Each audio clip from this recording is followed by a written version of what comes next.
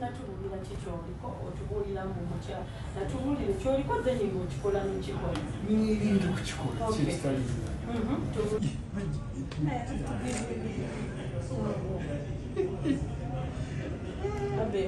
kati nze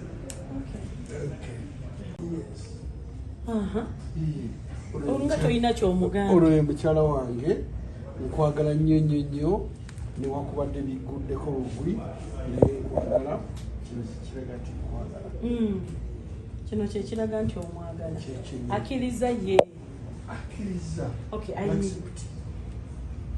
ayimirireko obulira otya mpulira bulungi nnyo mpulira nga nzijudde nze n'omubiri omubiri gujjudde omukyalo ono omusanga otya mumaze essaawa mmeka nga mwemanyi twaliza mulire essaawa tuludde nga tulabagaye naye nga mbadde ntiramusanga bweru nga ngenzeeyo mpaka lwenamuwanga ngusa najja kuno najja kuno nefunire eddiini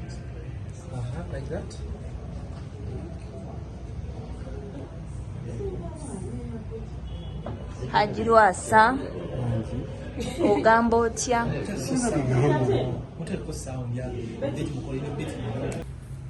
ono ye mujjeewa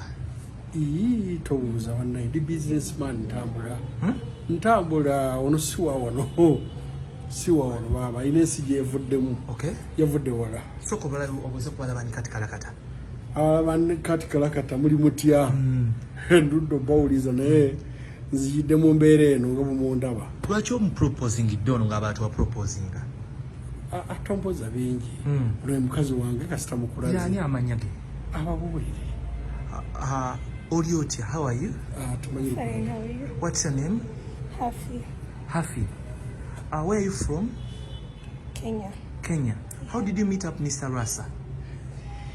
well, let him tell you guys mwasinkana mutya twasinkana nali ku bizinesi tali ne masinkana ne mwagala nawe omulaba mukazi mulungi kogwe komuproposingire mwami Lwasa ono onaamwagala njamwagala nnyo va ku ebyo naawe njamwagala nnyo